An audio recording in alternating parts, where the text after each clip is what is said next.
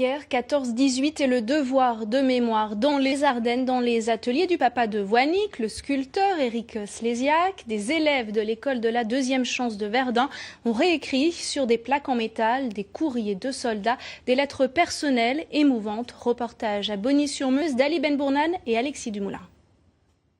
6 septembre 1916. Mercredi soir. Ma chère mère, je t'envoie quelques lignes des tranchées où nous sommes. Ces premiers mots d'une lettre d'un poilu à sa mère peuvent paraître banals, sauf que le jeune homme va perdre la vie, une vie sacrifiée pour la liberté de tout un pays et de tout un peuple. C'est une façon de dire qu'on les soutient pour tout ce qu'ils ont fait pour nous. Et voilà.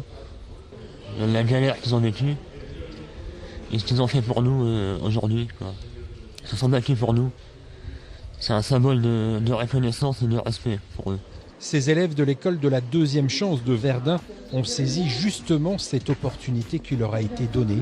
Depuis des semaines, ils font le trajet jusque Bogny-sur-Meuse, dans l'antre du sculpteur Éric Slésiac, le créateur de Voinic. Et c'est ici qu'accompagnés, ils ont réalisé ce travail de mémoire.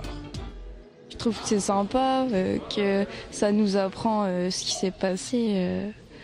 Enfin, c'est important de savoir ce qui s'est passé dans les guerres et tout. Moi, j'ai été viré à l'âge de 12 ans à l'école parce que j'ai eu des difficultés à m'exprimer et à écrire.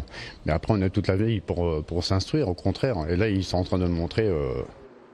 Toutes les lettres devenues des pièces d'histoire, de notre histoire, seront donc exposées dans les jardins du Centre mondial de la paix à Verdun à partir du 27 mai. Donc à cette occasion, il y aura en ville et sur les sites de mémoire la capacité d'apprécier le travail de nombre d'associations, de structures sur les commémorations de la Grande Guerre. Donc l'école de la deuxième chance a parfaitement sa place dans les commémorations. On est content de les voir travailler dans ce cadre-là. Ces lettres de ces soldats français et allemands vont donc avoir de nouveaux destinataires un siècle plus tard. L'école de la deuxième chance au pays de Voinic, c'est l'actualité qui a inspiré notre dessinateur Daniel Casanave.